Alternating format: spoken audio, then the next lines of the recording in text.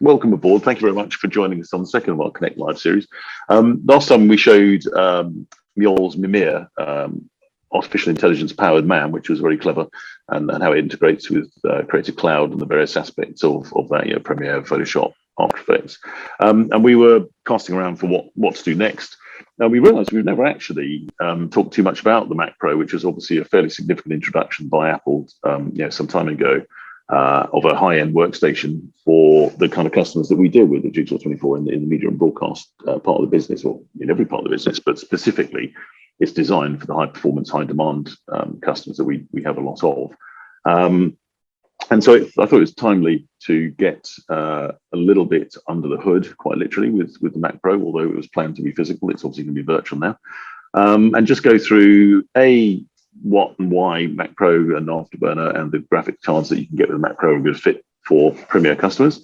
And also how some of the kind of assumptions on a technical level that we run into in customers' kind of conversations are not necessarily 100%. Certainly we want to address when and how a GPU is or potentially is not going to help you a great deal, because clearly hefty GPUs are the sort that people sometimes assume they have to have, are expensive, and it's not always the case that you necessarily need one. So we'll tuck into that a bit later on. So Phillip Boettcher, who's my colleague and all-round Premiere expert and aficionado of the Mac, is going to lead us through this. I'll be asking the intermittent, the odd question if I feel that I might benefit the audience by kind of asking him to circle back or re-emphasize a point. I'll probably chip in, but otherwise it's going to be Phillip at the controls.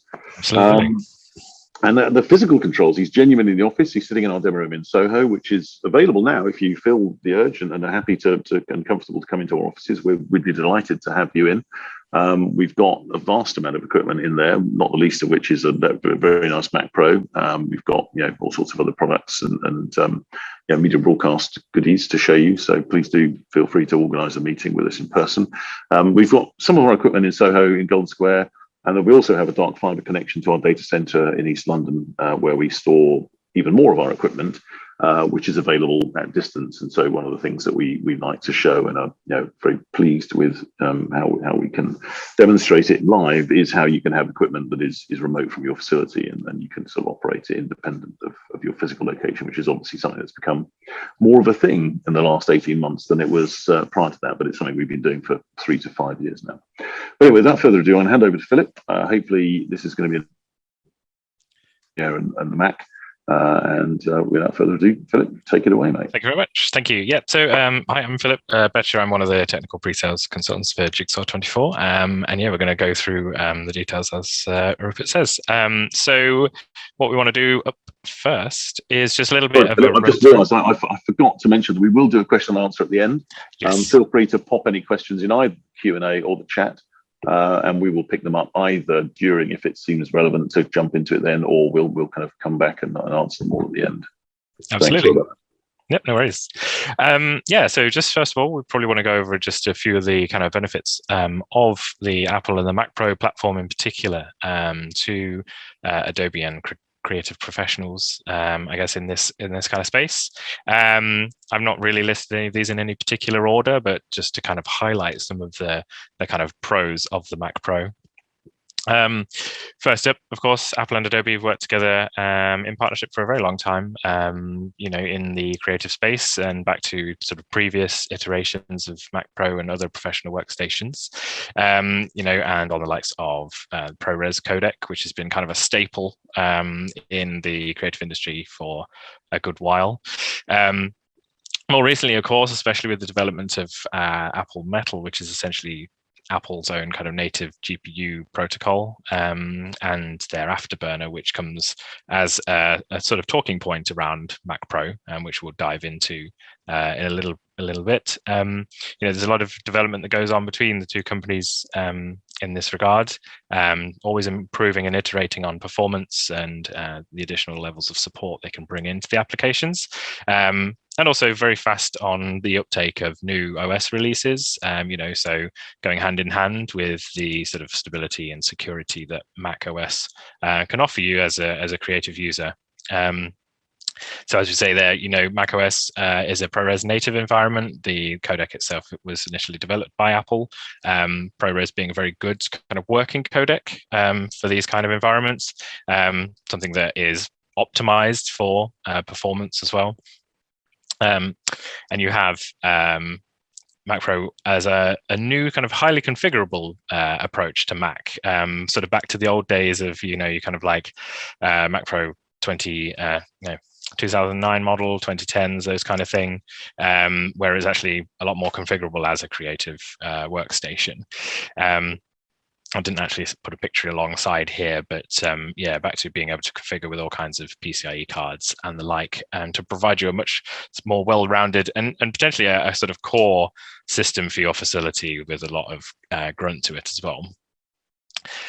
Mac Pro obviously is heavily adopted Thunderbolt 3 connectivity, and there's plenty of it on board, which essentially for in sort of creative environment or sort of Premiere users, After Effects users, is a great addition to have for high-speed storage connectivity. You've got the ability to have multiple I/O devices.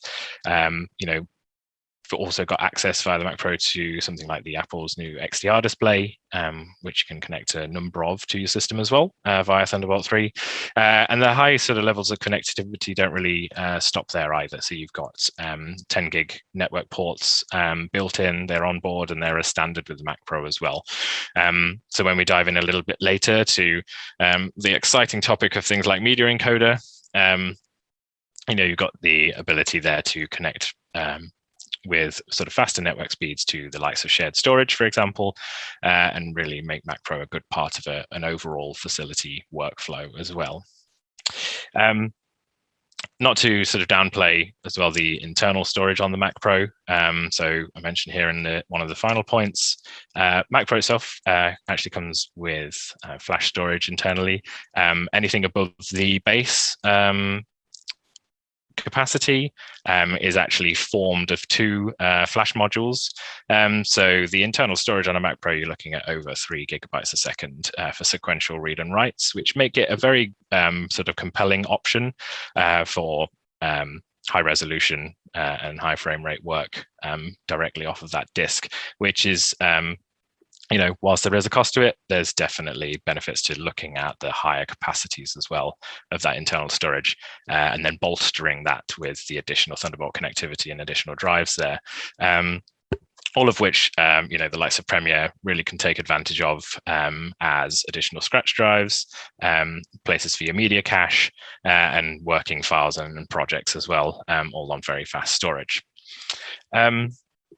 One of the kind of final points I kind of put on this slide, which I think is less talked about probably in this kind of presentation, or indeed probably in sort of creative conversations in general, Mac Pro, as with other Macs, modern Macs, does have a T2 security chip, which brings with it a level of protection and security that you may not have with other platforms, and how it ties in nicely with the actual Mac OS platform and security updates.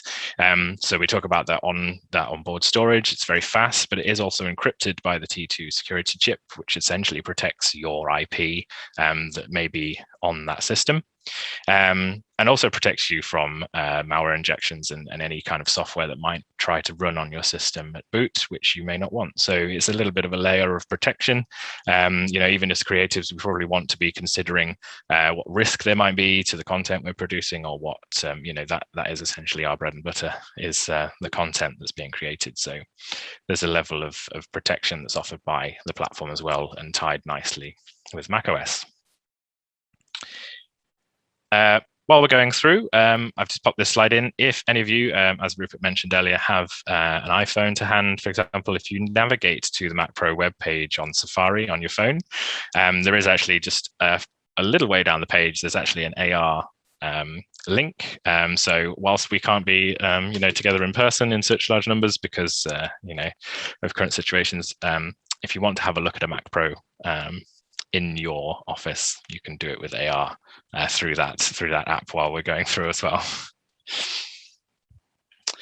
While we're doing that, I'm just going to dive into a few of the options around Mac Pro and how they may relate to your experience within your Adobe applications. And we've gone through and kind of highlighted some of our builds where we've seen, success with our customers, and maybe highlight some options that you maybe don't need to go near or go close to.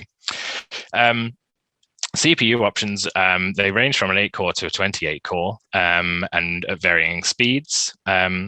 We find now, from a CPU perspective, there are codecs that you will work with that are undoubtedly more CPU reliant than GPU. So it's always a good thing to kind of look at the kind of work you're doing, especially the work that maybe you're doing most often and the codecs you're working with. And how the spec of the system is going to be best utilized. Something that is, maybe using kind of like ProRes or DNX codecs, without, in the ProRes case, without an Afterburner, you're going to be a lot more reliant on CPU in those cases potentially. So, you might want to bulk that up a bit. Premiere is a little bit more reliant or can utilize more cores, and especially for rendering. If we're talking After Effects, then a faster speed processor is also probably preferred. So what you kind of need to do is balance those things. And you see we've highlighted the 16 core there as an option. It's still a 3.2 gigahertz processor. So there's a good balance between all of those values there. The 16 core is also the machine I'll be showing you in a little bit. And all of these, apart from the 8 core, actually turbo to over 5 gigahertz a second as well. So I'll just put my AR Mac Pro under my desk. It's rather fun. Sorry. There you go. You get to see what it'll look like when you get one. No, really, it's quite impressive. It's lots. Yeah, it's kind of, its volume is just right. So it's figured out. I can fit it under the desk. There you go. I have to buy one now. Yeah, just take a picture and then send it around. Now look at my nice new Mac Pro.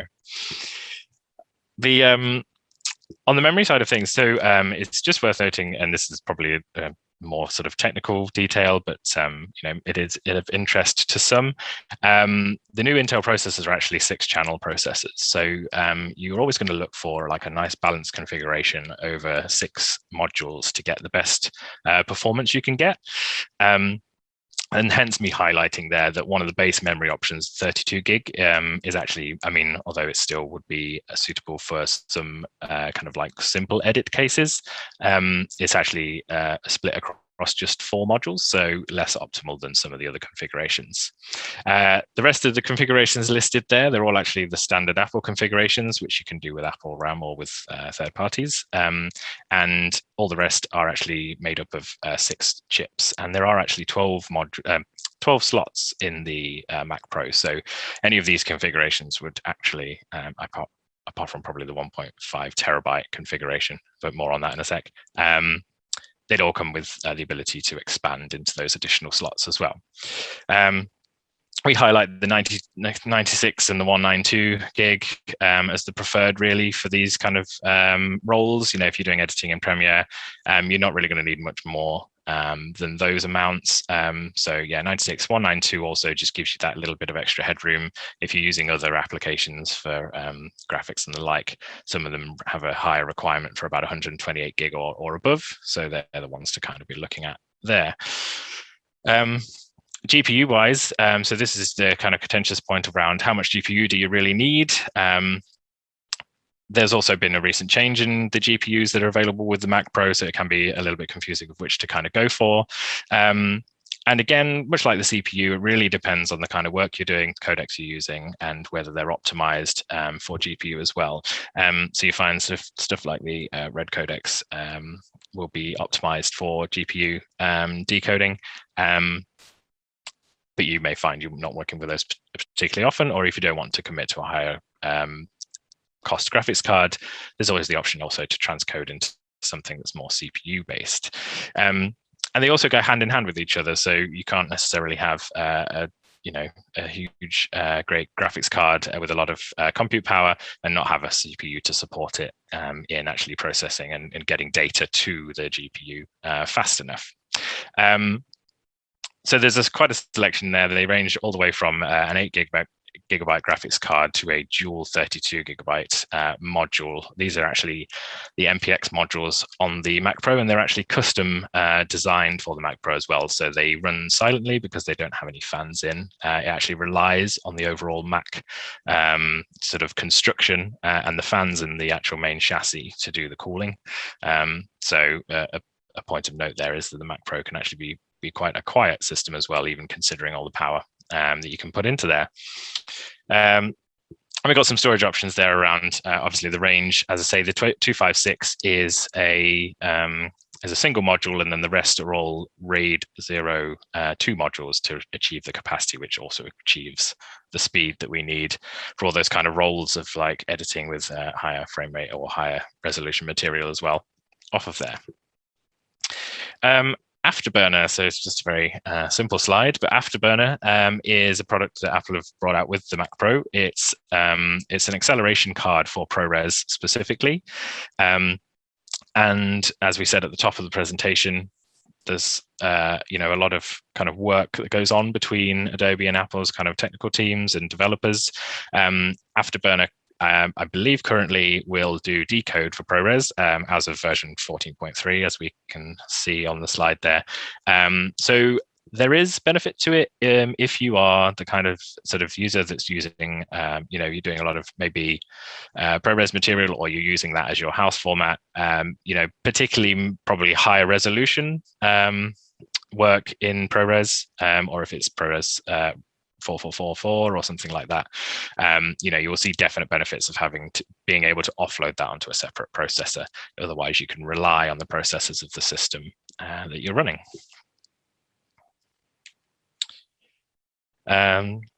And just to give some kind of snapshots of some good builds, workflow persona is something you might hear from the likes of Adobe and ourselves, and this sort of idea of a good, better, best build. We use it across not just our Adobe sort of offerings, but across other lines of business as well, just to give a good kind of split in the kind of breakpoints where you might see your performance. And yeah, this is based on some advice that Adobe give as well for the sort of points you'd be looking at for specs. So good being a simple editor, which is mainly you kind of like cuts only edits, very low use of graphics and effects. That's the kind of spec you could probably sit quite comfortably at for that kind of work. It's a fast processor, it's 8 core, so it's not particularly using after 8 cores, you see a little bit of a drop off anyway in any kind of additional performance there until you get to rendering. And then you've got Creative Edit, which is a lot more heavily sort of effects laden, or you might be doing some color, and our best above that as well. So just before we pop into the demo and some of the other bits we're going to be looking at on the Mac Pro itself, just a quick overview of latest releases for Adobe.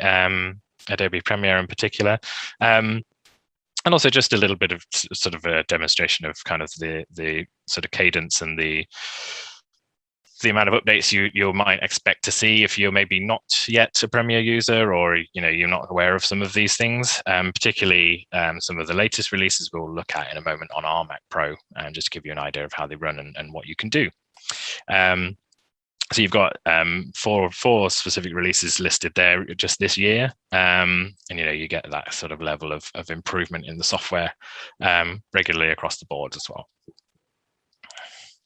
So we're going to dive into the Mac Pro. So I need to stop sharing here, and I'll share over there. So one moment.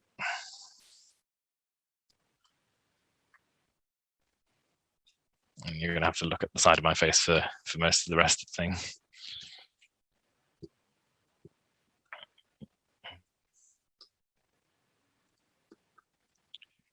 Okay, let's get this shared.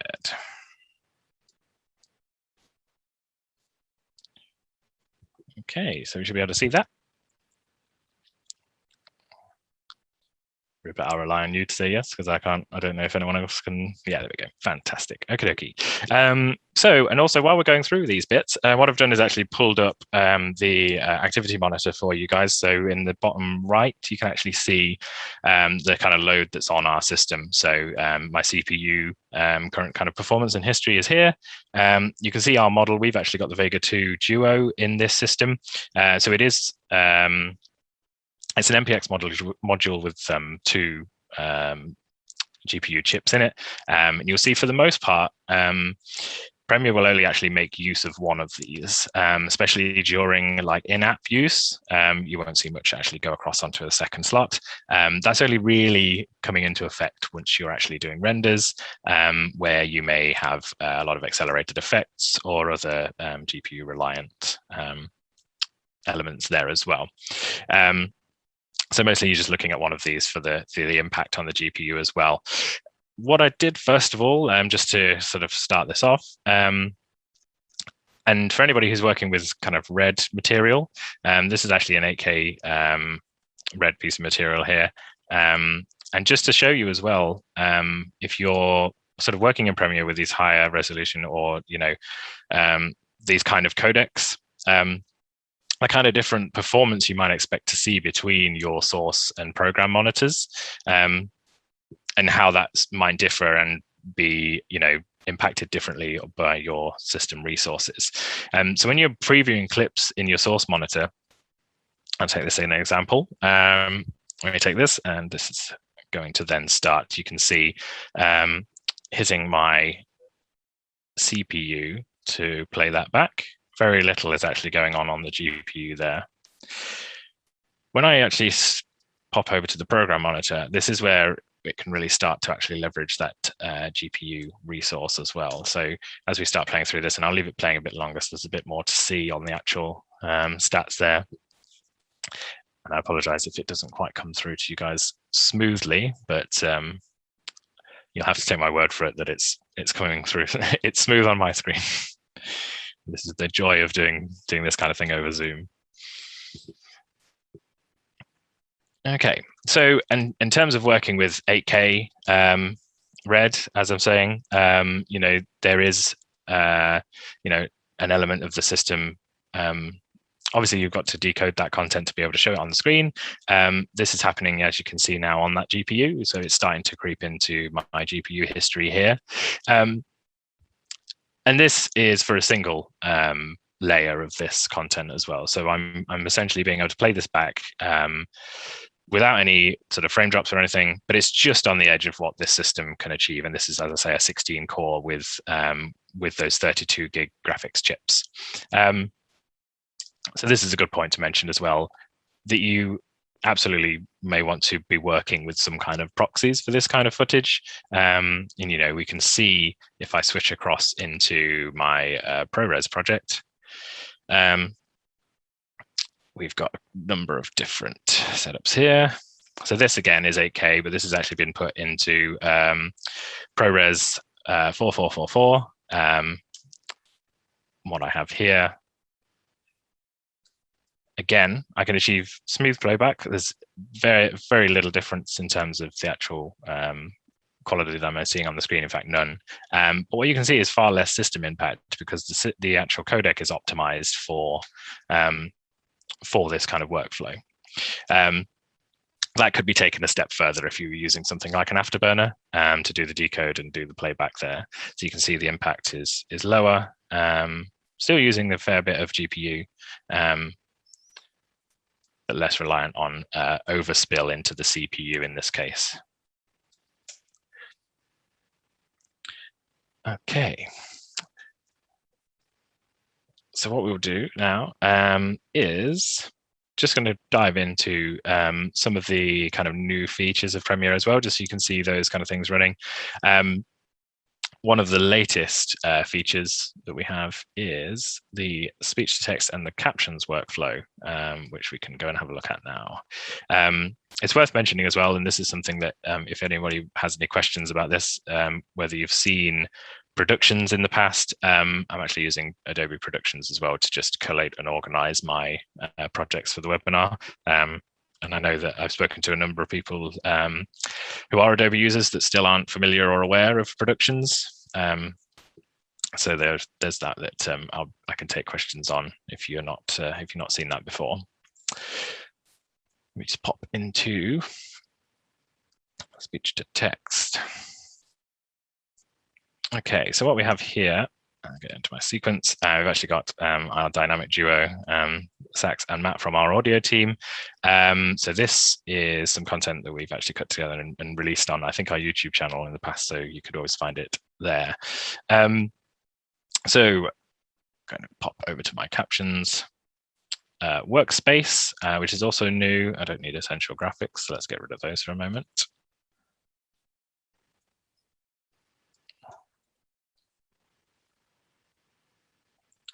Or not. Get rid of that. So there we are. Okay, so recently introduced is now an ability to actually send your sequences or your clips into Adobe's cloud service and be able to receive back an AI-derived transcription pretty quickly as well. The benefit of that is that with the new Captions workflow that's been added into Adobe as well, you can actually then create caption tracks based on that automated transcription and save yourself a lot of time. Just to go through how that tool is used in the new Captions kind of work area, you can go to your transcript and hit create. And from here, you get to decide if you want to base it on a particular audio track. So you might have just a track that's purely for your dialogue, or you can do it based on the whole mix there as well. And there is an opt-in here for recognizing different speakers. You have to opt in because there's an element of additional kind of AI sort of, I guess I'm going to call it AI tech, and that's completely wrong, but that needs to be done on that to differentiate between different speakers in there. So you just have to kind of opt into that. Otherwise, it'll just transcribe it all as one list, and I'll show you what that looks like in a moment. You can just do sections, so you can do in to out as well in there. And if I click on transcribe, now it's worth noting for this isn't actually processed on the local machine. What it will do is actually render your audio into a file that is then submitted to Adobe's cloud service to do the rest of the transcription and then send back the transcript for you on there.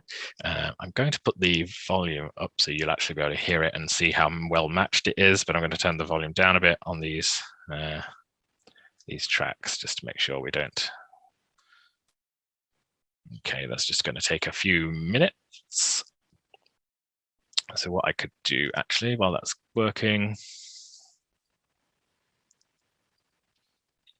I have a separate project where it's already done. Here's one I made earlier. It's worth noting actually with the transcription that I was looking at previously, that sort of 7 or so minutes that it was going to take to give me that detail and bring it back down is actually, because it's in the cloud service, that won't change dependent on the submitting machine. So I've done this both on MacBook Pro and other Mac systems. And by the time you submit it, the same content is going to take about the same amount of time to get that transcript back. And then this is what you end up with. So, and again, this was submitted with the detection for who's speaking. So we've actually got speaker 1 and speaker 2, and it's possible to edit the speaker names as well, so that you can actually then define them within this. And you can jump to points in the text as well. So you can actually then start reviewing the captions that are generated, and if there's anything you going through and you realize is incorrect, you can get that changed, or you listen along and it'll show you where it's currently got to in your transcript as well. So if I just hit play, hopefully I'm going to turn it down a bit. Hopefully it's not too much and don't want to blow people's ears off. There's a special version of Pro Tools with something called a hybrid mix engine, which and you can see it might be a bit small actually for you guys, but you can see that that is exactly what's been put into the transcript. So it's doing a fair job there. There will be times when it's not quite sure that it got the right word, which are highlighted here. It definitely didn't get the right word there. I don't know what monish is. Monitor path is. So it should have been monitor, and we can go in and actually change that to monitor as well in there. And the next step to that, so this actually came after the captions workflow, which was in one of the earlier releases. When you hit create captions off of your transcript, it will then create this captions track for you. Now, these captions are then generated and applied over the timeline, but we can select one of these and go in and actually edit the captions as well. So if you want to go back in and edit them after the fact in this panel, or you want to change the look of them, that's all entirely possible from in here as well. Then what you have is the ability to, when you're doing your export, you can actually either burn these into your sequence, or you can provide them as a separate subtitles or file or captions file. And so if you're uploading to something like YouTube or somewhere like that, you can actually provide the captions file separate. And of course, then your users can turn them on and off as needed, as they like. Okay.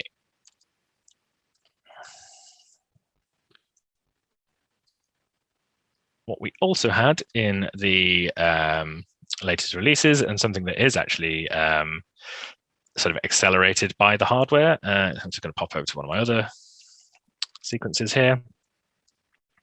Turn the volume down as well, so we don't need to hear them anymore.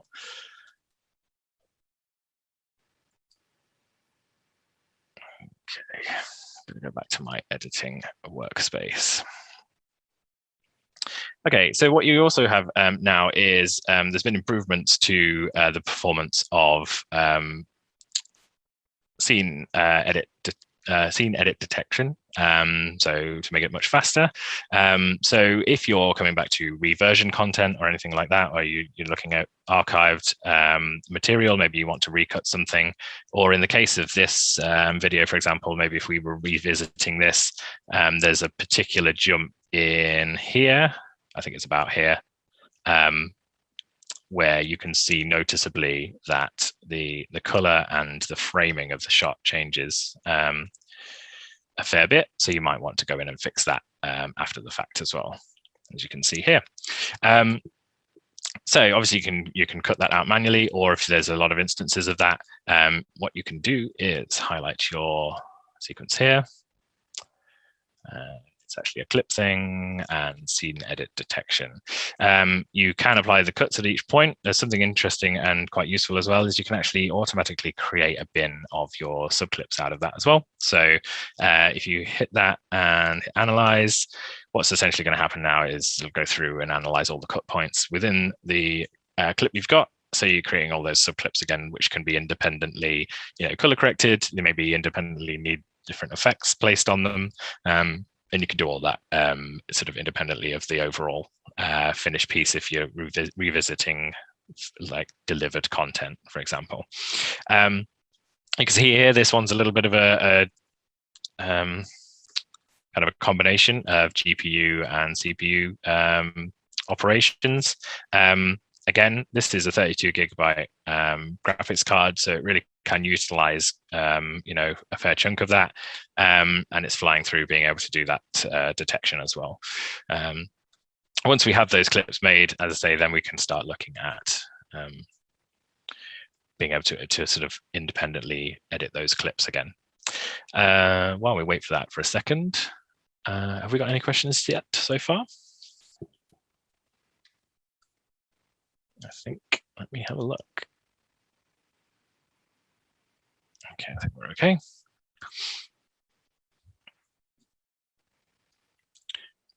To save the waiting, I already have this done, so I can show you.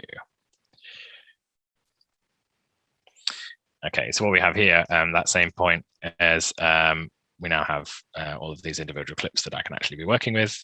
Let's go down into this one, for example. And we've got this jump here between the two different colors. So if I was going to go in and color correct that, for example, I could do that with Premiere as well. A small feature, but still quite useful, that's been added as well recently to, let's have a look, to Premiere is also live previews of your Lumetri presets as well. So if we go into any effects or color, we can actually show that also. So these are being generated by the GPU for you on the fly. So if you use presets a fair amount, you can jump into here.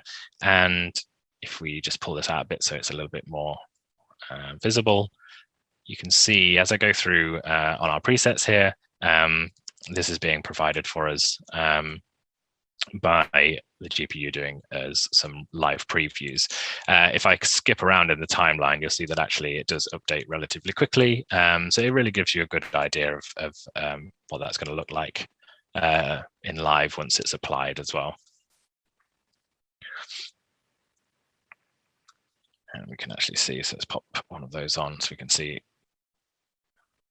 go on there, and there we are as well. And that'll play back pretty smoothly as well based on the system we're running, because as you may know, with any of these kind of effects presets, obviously there are a fair number which are graphics card accelerated as well.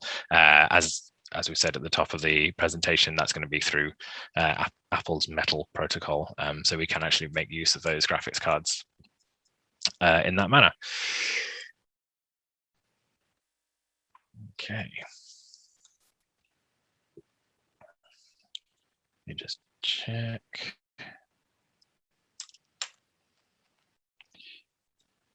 If I just go back to my editing page here as well. One final thing I wanted to bring some attention to.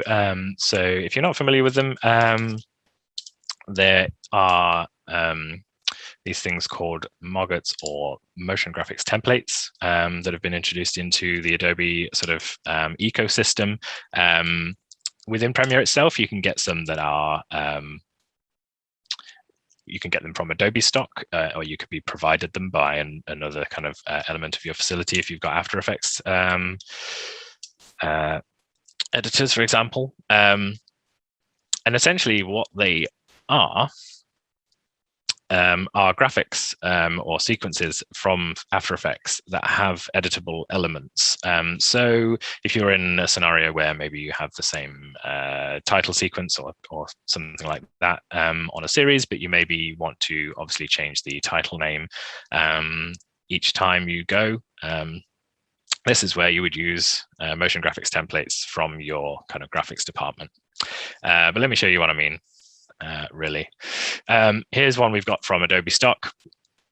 So this is the sort of motion graphic itself. If I play this through, you can see, there we are. We've got some transition there with the title and that element there. One of the most recent additions to that is, so previously you would have been able to maybe just change the text in there and elements like that. In, I think, the latest release, or maybe the previous one, you're now able to change elements of the actual media that make up this as well. So if I get my essential graphics back, you can see here, and I'm going to move my CPU history because that's in my way.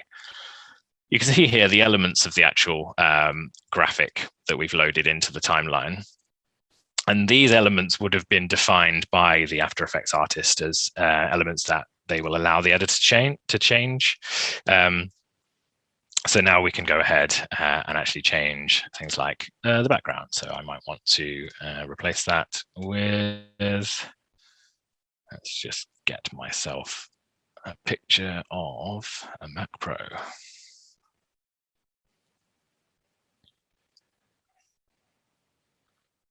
And we might want to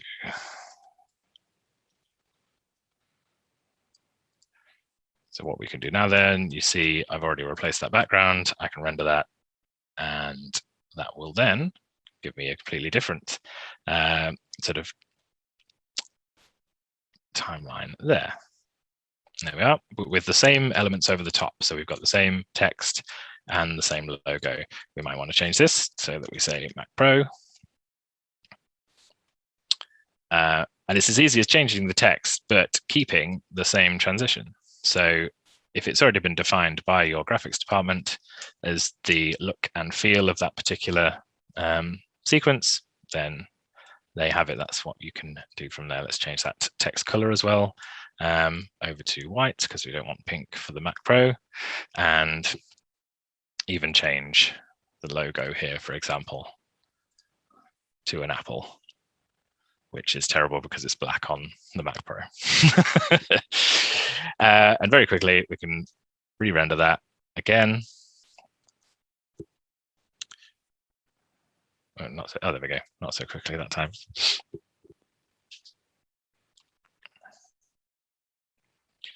And now I have little time to get up to ramming speed. Yeah, and there we are.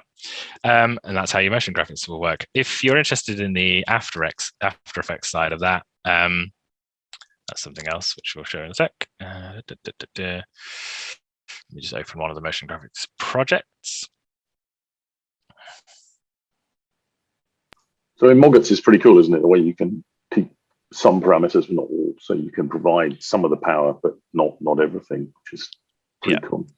Yeah, so this is something I've kindly been provided by Adobe. So this is some of their demo material.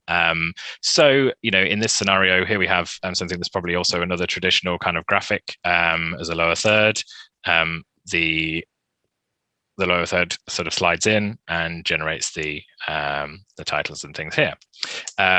What we have in this, as it's sort of exported as a motion graphic template that you can bring into Premiere, is the After Effects artist can actually define the parameters that they will allow the editor to change. So it means that they don't have to regenerate the graphic every time for various different, athlete names, what sport they're doing, that kind of thing. It can all be built into the template and then imported for use by the editor.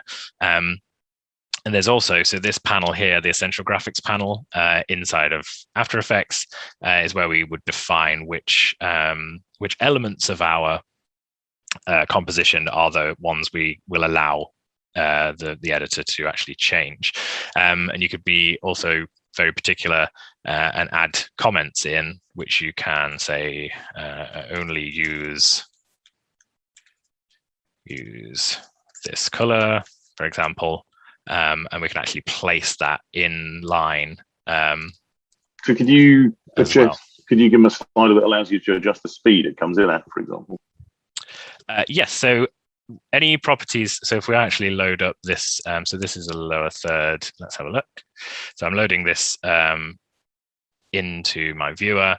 If I click on Solo supported properties, that basically gives me a list of anything that's actually something I can sort of edit from the template, and it's then as simple as kind of dragging them into here to make them editable in the template as well. So yeah, anything that's supported you can bring about with that control, drag it into here, and then export as a motion graphics template. And for import, it can be as simple as going to your Essential Graphics on the Premiere side, and in your browse side, if you can actually drop it into this pool here. Here's also just for reference, there's a library of like pre-made ones here, and you can get more from Adobe stock as well. In fact, there it is. There's Adobe stock. So right within the system, there's the option to review these and then to import them. Well, these are basically After Effects comps that talented After Effects users have created and then provided as Moggets for use in Premiere as kind of so you can drag and drop video content into pre-existing rather more fancy things than you would perhaps be able to create yourself. But they're pretty easy to use at sort of the point of consumption in Premiere. Yeah. And it's worth highlighting at this point as well. So there's plenty of resources and also some Adobe stock examples are available on the Adobe website as well. So much like this this intro that I've just changed here, this is actually also Adobe stock reference material for their tutorials also. So if you want to get into any of these kind of areas, there's a host of information online about how to do it. I think that wraps up that element. I won't bother switching back to the other screen just to put up a slide that says thank you, because if there's any questions, I can show them on this. Let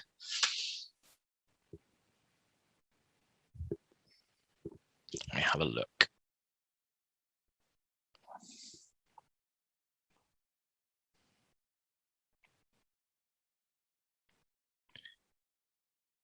Okay, and I think just going to bring out the Q&A portion. Do we have any questions? I think you've answered every question you went, mate. It was that. If anybody has got questions, if you've got a burning desire to know anything, please do pop it into the Q&A. But other than that, I think I've probably asked you all the questions I had while we were going through. Apart from what you said, that the Radeon would only be used. And why is it only using one half? Why is it just GPU one? So Premiere will actually use up to, I think currently up to 3 GPUs, but only once it gets into rendering. So when you're actually using it just for live preview and anything like in-app performance, it's typically limited just to the one. Anything beyond that does overspill into the CPU as well. So we saw that with some of the 8K playback we were doing. So you've got that element to it. So this is where, again, the conversation around GPU, sometimes you don't necessarily need to go really big on GPUs. If you were using it as more of like a delivery system, so I spoke briefly earlier about, you might have a Mac Pro in your facility, which is almost your sort of like hero system, doing a lot of your deliveries as well out of hours. Then it might be worth having more GPU power, but if it's just going to be there more for an actual edit suite, you might not be using it for that purpose, and a single chip, even if it's a 32 gig chip, will be sufficient. And that's a very brief sort of segue as well, I guess, onto something like Media Encoder. Before you do that, Philip, it's worth reminding or revisiting the whole difference between whether you need a GPU or a CPU for various codecs. Just kind of pop that slide back up. I think that's a bit of information that is fairly well documented or unwell publicized. As I say, there does seem to be, maybe so there's a split. The split typically is, I sort of was having a look around, and it's sometimes a little bit hard to get all of the answers, but generally it seems that general ProRes, DNX, ARRI Material, and XDCAM are a lot more CPU intensive, and you'll find that like Red Material, for example, as we saw, we can do that with GPU decoding now as well. Also ProRes RAW, I believe there's some work on doing that on GPU, or obviously with the Afterburner card as well. So really just come down to the different codecs as well. Right. Also, just quickly on the Media Encoder side, I know it's not a very particularly kind of thrilling topic, but there certainly are a lot more opportunities to use something like Media Encoder in a facility. So, especially with the investment of something like a Mac Pro, and they have quite a good amount of longevity in them, these Mac systems, as we know from previous generations. If you're getting something that is a powerhouse of like an editing system,